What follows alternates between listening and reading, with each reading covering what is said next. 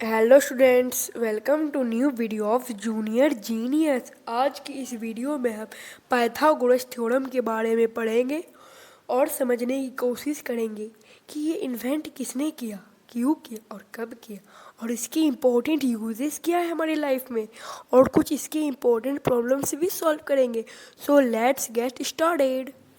तो सबसे पहले हम लोग पढ़ेंगे पाइथागोरस के बारे में। तो पाइथागोरस वह शख्सियत थी जिसने पाइथागोरियन थ्योरम का डिस्कवरी किया था। तो इनका नाम क्या था? तो इनका नाम था पाइथागोरस। तो ये कहाँ बन हुए थे? तो सैमोस में हुए थे। सैमोस कहाँ है? तो ग्रीस के पास है। कब बॉर्न हुए थे? Around 570 BCE। लेकिन ये ठोस हकीकत नहीं है कि 520 BCE में ही हुए थे। ये आगे पीछे भी हो सकते हैं, इसलिए यहाँ पे लिखा हुआ है। चलिए इसे इंग्लिश में रीडिंग कर लेते हैं। आपको मैंने समझा दिया है। Pythagoras was born in Samos, Greece around 570 BCE. It is difficult to pinpoint the exact year. चलिए सेकेंड पैराग्राफ भी आपको पढ़ के समझा देता हूँ। He is often described as the first pure mathematician.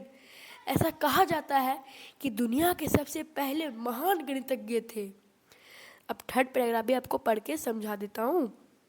Around 535 BCE, Pythagoras journey to Egypt to learn more about mathematics and astronomy.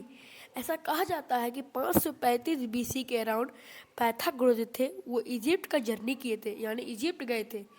क्यों गए थे? मैथ और एस्ट्रोनॉमी के बारे में पढ़ने के लिए। अब आगे हम इसके बारे में पढ़ेंगे कि यूज क्यों होता है और इसके प्रॉब्लम्स भी सॉल्व करेंगे। अब हम पाइथागोरियन थ्योरम के इम्पोर्टेंस के बारे में पढ़ेंगे। तो इसका इम्पोर्टेंस ये होता है कि कोई भी हाइपोटेन्यूज लेंथ के एरिया के बारे में ये पता करने में हमें मदद करता है, और ये हमेशा राइट एंगल ट्रायंगल के ही ऊपर लागू होता है, यानी यूज होता है। ये राइट एंगल ट्रायंगल का हाइपोटेन्यूज का एरिया पता करने में हमें बहुत हेल्प करता है। इसका एक फॉर्मूला भी है जो ये है, जिसको हम आगे अच्छे से डिटेल वे में पढ़ेंगे। और ये हमारा एक राइट एंगल ट्रायंगल है।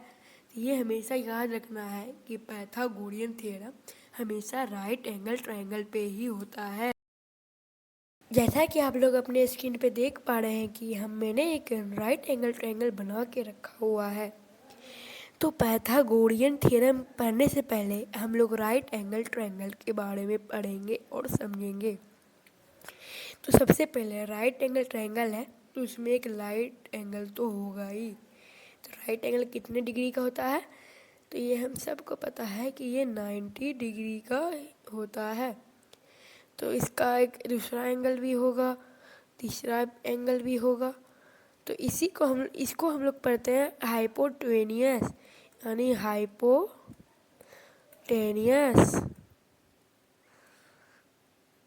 ठीक ना। ये हम लोग का हाइपोटेनियस है, और ये हमारा एक लैग है, ठीक ना। ये हमारा क्या है? तो ये हमारा बेस है। तो हमारे पास क्या क्या हाइपोटेनियस है, बेस है और लैग है, ठीक ना। तो हमें सबसे पहले ये सब चीज़ें समझनी होगी और ये हमेशा याद रखनी होगी।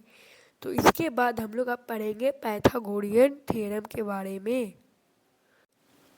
तो चलिए अब हम पाइथागोरियन थ्योरम के बारे में पढ़ते हैं और समझते हैं।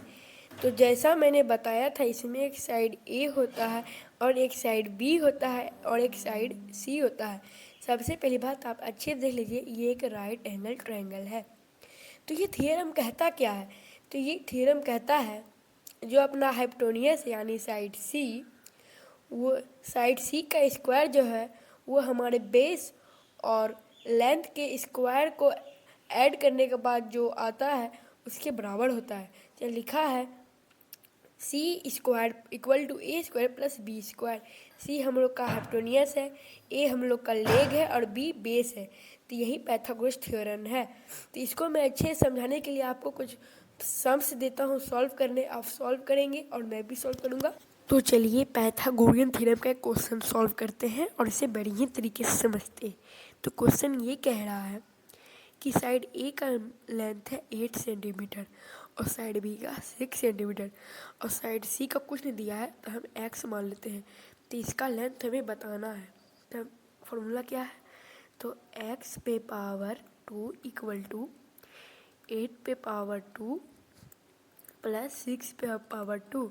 ये फॉर्मूला है, ये हेप्टोनियस है, ये लेग और ये बेस है, ठीक है ना। फॉर्मूला है। चलिए इसी फॉर्मूला से इसे सॉल्व करते हैं। 8 का पावर कितना होगा?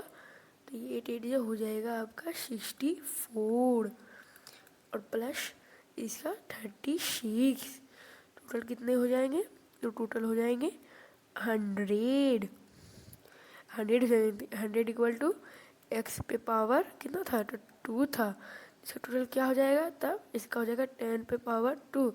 तो आंसर क्या हो जाएगा? तो आंसर इक्वल टू 10 पे पावर 2। तो ये हम लोग को सिंपल सा क्वेश्चन था, इसका सिंपल सा आंसर था। आशा करता हूँ कि आप समझ गए होंगे। ऐसे ही वीडियोस के लिए हमारे चैनल को सब्सक्राइब करें, लाइक करें और अपने सभी फ्रेंड में शेयर करें। Thank you for watching.